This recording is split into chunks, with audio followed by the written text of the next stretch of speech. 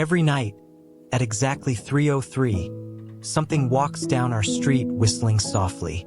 You can only hear it if you're in the living room or the kitchen when it walks by, starting faint, somewhere near the beginning of the lane by the Carson place. We're towards the middle of the street, so the whistling moves past us and fades away at the cul-de-sac. My sister and I used to sneak into the kitchen to listen, despite our parents' warnings to follow the one big rule: don't try to look outside when the whistler goes past.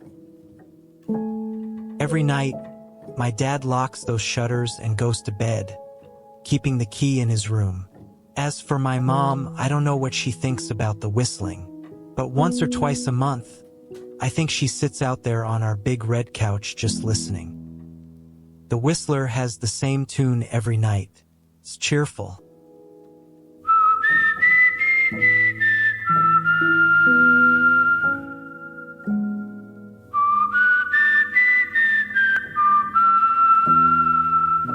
Remember how I said there are two odd things about where I live? Well, besides our night whistler, everyone in my neighborhood is really lucky. It's hard to explain. I've lived in this neighborhood since I was 6, and it's a good place with small but well-kept houses and big yards. We enjoy good luck here. As my mom says, a million little blessings. When my sister Nola was born very sick, we moved here to be closer to the hospital.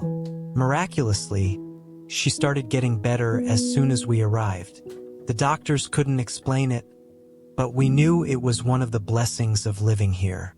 That's why we stayed, even after learning the whistling could bring misfortune if you looked.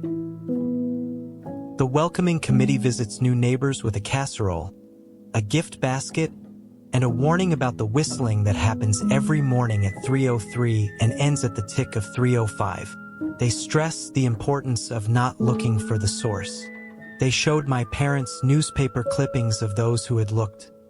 Lives ruined by accidents and misfortune. One night, a new neighbor boy named Holden stayed over.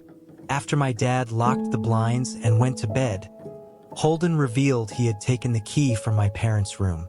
Ignoring our protests, he unlocked the blinds just as the whistler passed by. Nola and I didn't look, but Holden did. The whistling stopped,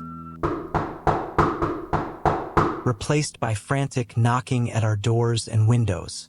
Holden begged for it to go away, promising not to tell anyone what he saw.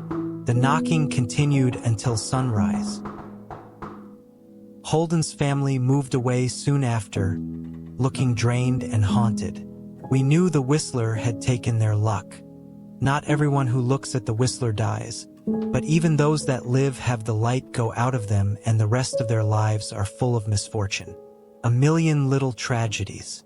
We still hear the whistler every night, but we never look. The blessings here are too good to leave, but we're careful. Some things you just don't need to look for.